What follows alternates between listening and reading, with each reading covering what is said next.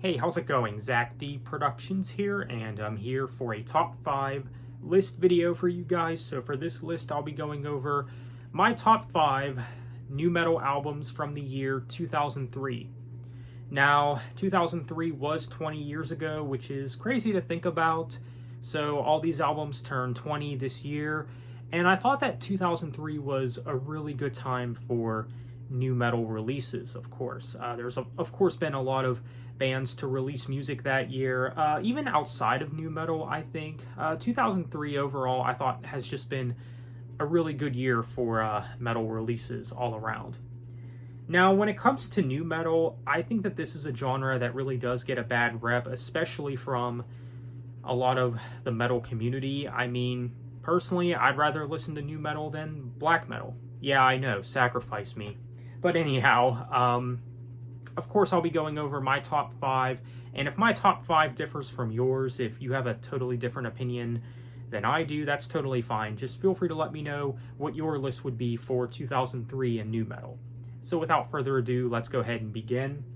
So I think the first one we'll go over here is Deftones and their self-titled album, which, to be fair, to be honest, this is maybe my least favorite Deftones album. Either this album or Gore is my least favorite from Deftones. And I also have here the Meteora single CD, which is definitely cool to own. So yeah, when it comes to the self-titled Deftones album, I do like it, but I wouldn't say that I love it though. Honestly, I don't think that there ever has been a bad Deftones album, and I think many fans can agree with me on that. There are some good stuff on this album, of course, like Hexagram and, of course, Meteora. And you also have Battle Axe and Bloody Cape as well, which I think are pretty good. So, yeah, but just not one of their strongest albums, especially considering what came before this. Because before this, you know, you had albums like Around the Fur and White Pony, which I do think are their best albums. And then they come out with this, which is definitely a step down, but still not bad. Still a solid album for what it is, for sure. So next, we got Korn, Take a Look in the Mirror, which I know that some fans are not really a big fan of this album. Some people say that this is where Korn kind of stooped down, you could say, where they kind of dropped off, I guess. But honestly, I dig this album. I especially dig the heaviness of this album.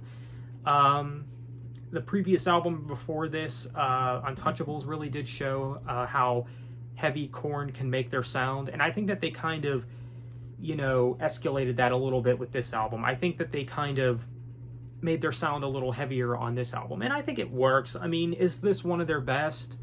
Probably not, but I still like the album for what it is. I still think it's very solid. Of course, you know, you have songs like Right Now and Break Some Off, Counting on Me, you know. You have Did My Time and Alive, just to name a few tracks. And you also have Y'all Want a Single, which some fans are not really too fond of this track. I think it's all right, though. It's okay, I think. But so Take a Look in the Mirror by Korn. Really good album, actually. I actually seem to like this album more than some other Korn fans do. Again, some people say that this is where Korn kind of dropped off for people. But overall, a good album. Okay, so next we have Sevendust with their album Seasons, which I'm definitely a big fan of this album. I really do like this album a lot. I would say that this is one of Sevendust's best albums. Kind of an underrated album, too. Obviously, it doesn't get as much attention as albums like Animosity or even Home, or even some of their more recent stuff, I don't think, but overall, I do like Seasons. There's a lot of great tracks on here. Of course, you have Disease, Enemy, some of their best tracks even. I really dig those songs. Title track is great. Broken Down is also great as well. And Separate, definitely one of the highlights on here. You also have Skeleton Song, which is more on the ballad side of things. It's more calm, you could say. I really dig that one. And when it comes to the second half of this album, I really do like the song Face to Face.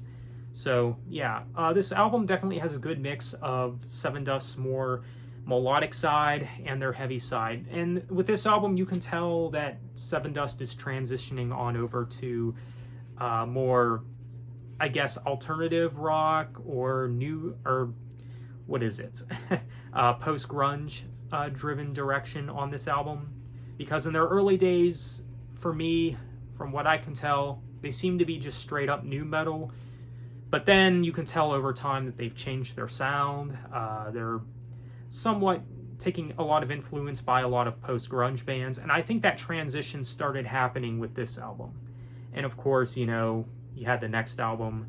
And, you know, you can tell that, you know, they've kind of switched things up a bit. But still, I really like this album. And again, I think that this is one of Sevendust's best.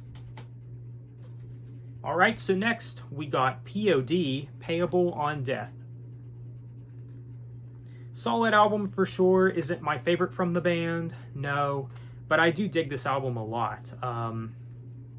I find very little flaws with this one. I mean, I was actually listening to this one recently, and I think it's great. It's a great album. Of course, you have Wildfire, you have Will You, Change the World, Execute the Sounds, which might even be one of my favorite POD songs, to be honest. I really do enjoy that track. You have Revolution as well, which I also think is a really great track. But yeah, great album for sure. If you haven't listened to this one in a while, I'd say give it another go. It's definitely a great album, and POD is a very solid band for sure. So I really dig this album. So Payable on Death, POD.